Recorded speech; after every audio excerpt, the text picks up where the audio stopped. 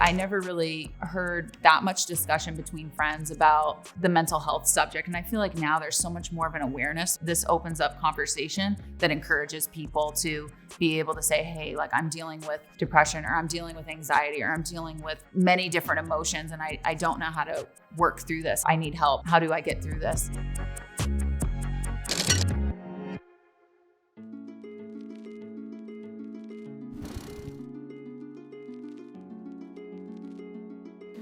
I think mental wellness and mental health can mean many things to many people, but for me, it's self-care and taking care of myself so I can try to be as close to my best as possible. And I say that because I feel like we're never going to be 100%. We always have things that we're dealing with in our lives, whether it's physical, whether it's mental, whether it's both of those things kind of working together. And that certainly has been the case for me, dealing with endometriosis and RA, and dealing with so many physical ailments. I feel like it's at times caused a lot of sadness. It's caused some anxiety in my life.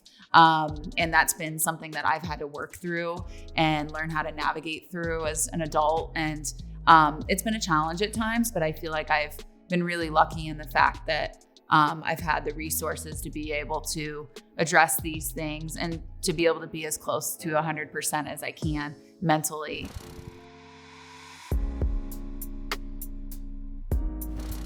I was really fortunate when I was at UVA. We, as athletes, had the opportunity to be able to work with a sports psychologist really as much as we wanted to. And so being able to start that process at like the age of 19, I think was really key for me, because I think a lot of people, I think there's a lot of stigma behind mental health.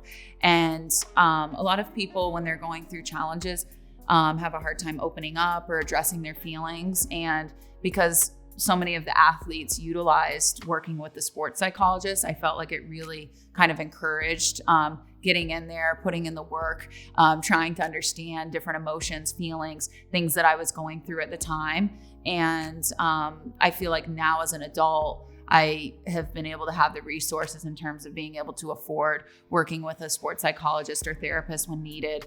And, you know, that's really key. I feel like a lot of times there's not a lot of access to mental health care for many, many people. And fortunately for me, that hasn't been the case. I've been able to have a lot of accessibility to that.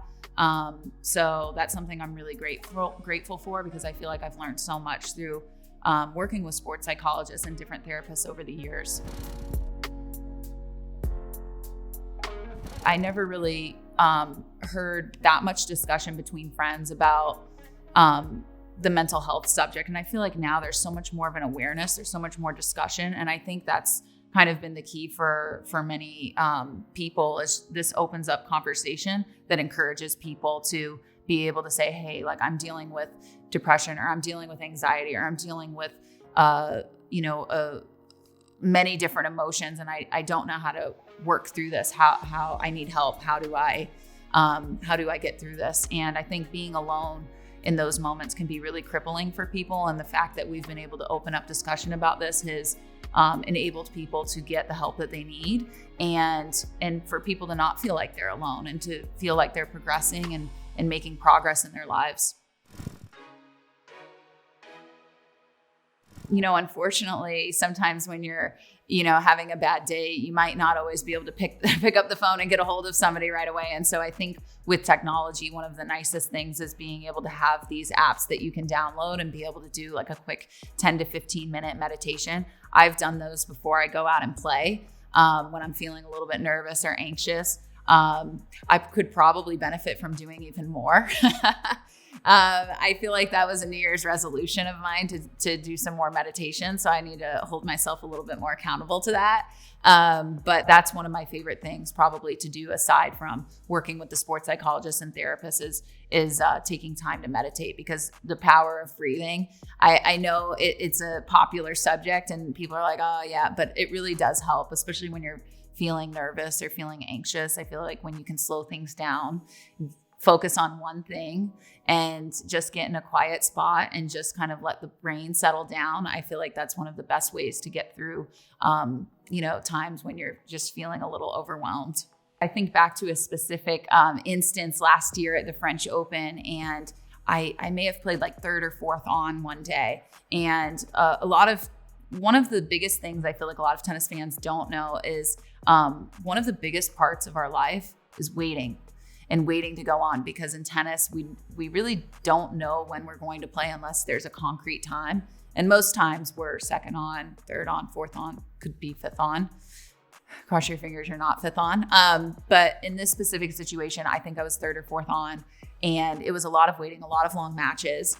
And I was feeling just a little bit like nervous and anxious just from sitting kind of in the same spot all day and just being like, oh, I think it's getting closer. And then being like, oh no, they're going to a fifth set. So I think it was probably about 30 minutes before I went on. I said to my mentor, Marty, I said, we're going to go into a quiet room and we're going to meditate. And we got the app out and we meditated for 15 minutes. And I went out and I had a great performance. And I think we did it the next day and the same thing. And so there's been times where I really like this, where I really need the meditation app, especially when waiting, because I'm not always the most patient person. So yeah, sometimes the waiting can really get to me. And yeah, I have to kind of slow myself down and just say, all right, let's be in the moment here and just slow things down. I feel like when I'm performing my best and I'm at my best mentally, I'm eliminating a lot of distractions and being really efficient with my time. I feel like for tennis, because of the way our schedule works and we play tournaments back to back to back to back, we're always dealing with something physically. You're never going to be close to 100%. But the biggest thing is trying to be as close to 100% as you can mentally to be able to work through that. Because I've had times on court, I think Australian Open was a great example. I was dealing with a lot of back spasming. And that was a real challenge for me, because when you're dealing with that and you're having to think so technically about what you're doing on court and kind of put the tactics to the side and just work so that you're not putting yourself in physical pain, that's a real mental challenge to be able to try to work through that, because you're thinking so much more. And that's something I've gotten better at, is being aware, acknowledging these things, and then learning how to try to work through them.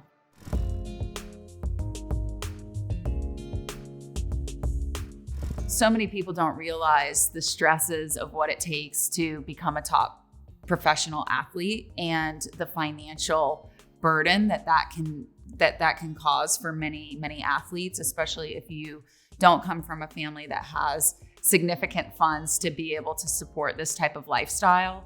And that was certainly the case for me. You know, my mother is a preschool teacher. My father is a landscaper. So we didn't have the type of budget that would be necessary for the type of funding that I'd need to be at this level.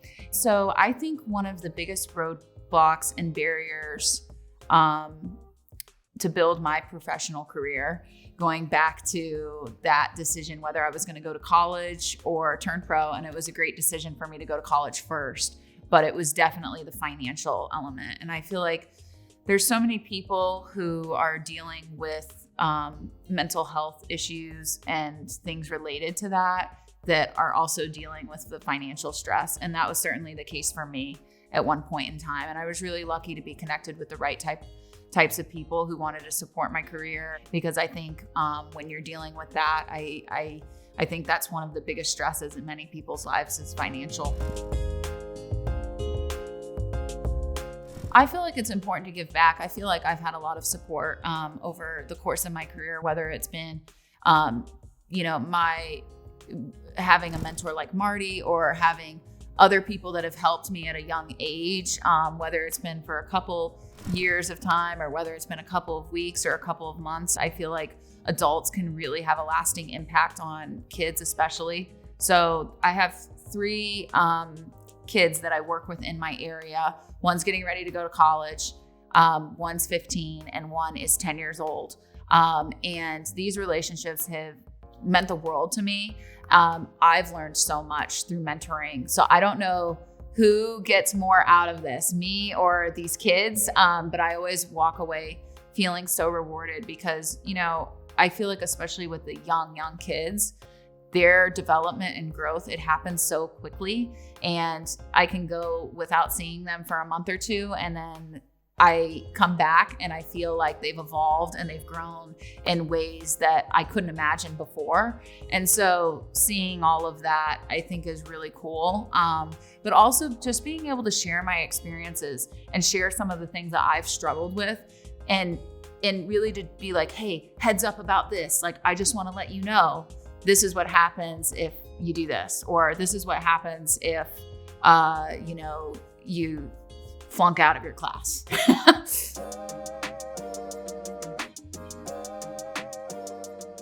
Okay, the top 3 things that I do to take care of myself are having pets. I feel like pets bring so much joy to our lives and so much unconditional love. There is nothing better than having a pet. I couldn't imagine my life without my pets. So that's number 1.